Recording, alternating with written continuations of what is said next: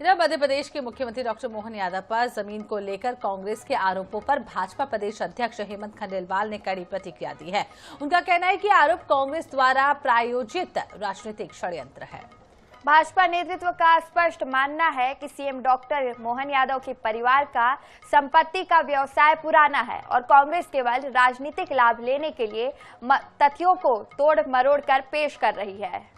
CM doctor Mohan Yadav की छवि धूमिल करने का प्रयास किया जा रहा है। मामला तथ्यहीन है और कांग्रेस बिना किसी ठोस आधार के निराधार सवाल उठा रही है। वही कांग्रेस का कहना है कि जहां जमीनें खरीदी हैं वहीं से सड़क कैसे बन रही है। ये कैसा संयोग है, मध्य प्रदेश का खुफिया तंत्र को ये सब दिखाई नहीं देता। इन जमीन मामलों की जांच सुप्रीम कोर्ट के सिटिंग जज से कराई जानी चाहिए। तो कांग्रेस लगातार आरोप लगा रही है, हालांकि बीजेपी इसमें स्पष्टीकरण भी अपना दे रही है। बीजेपी का कहना है कि कांग्रेस के आरोप निराधार है और इसको लेकर लगातार बयानबाजी भी मध्य प्रदेश में देखने को मिल रही है। भाजपा ने आरोपों को निराधार बताया। बीजेपी प्रदेश अध्यक्ष का कांग्रेस पर लगातार हमला, तथ्यों को तोड़ मरोड़ कर पेश करने का भी आरोप लगाया गया है। आज कांग्रेस पार्टी के द्वारा हमारे लोकप्रिय मुख्यमंत्री मोहन यादव जी पे जो एक आरोप लगाए गए वो पूरी तरह गलत है।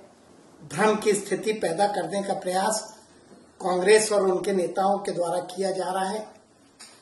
मैं समझता हूं कि इसमें बिल्कुल भी सच्चाई नहीं है। मैं बताना चाहता हूं कि हमारे मुख्यमंत्री के द्वारा जो 2023 में जो नामांकन उन्होंने दाखिल किया था, उस स्थिति में उनके पास 17 एकड़ की जो जमीन थी, जो आज उसमें कुछ भी परिवर्तन नहीं हुआ और वो 17 एकड़ की जमीन थी। उनकी पत्नी सीमा यादव के नाम से 12.29 एकड़ की जो जमीन थी, इसमें भी 2026 में कोई परिवर्तन नहीं हुआ। एक सिद्धि विनायक कंपनी जिसकी उस आरोप पे जिक्र किया गया, उसके पास 2023 में 68 एकड़ जमीन थी, जो जून में घट के मात्र 65 एकड़ रह गई और इसमें भी मुख्यमंत्री के द्वारा 2017 में इसके डायरेक्टर के पद से इस्तीफा दे दिया गया। उनके पुत्र वैभव के पास भी 2023 के पूर्व 16 एकड़ जो जमीन थी, उनके मुख्यमंत्री बनने के बाद उसमें किसी तरह का कोई परिवर्तन नहीं आया और ये सारी जमीन मास्टर प्लान लागू होने के पहले की थी। उनकी पुत्रवधू जिसकी अभी विवाह हुआ है, शालिनी यादव के द्वारा जरूर 10 एकड़ की कृषि भूमि खरीदी गई, जो कि विकसित जो मास्टर प्लान एरिया है उसके बाहर की थी।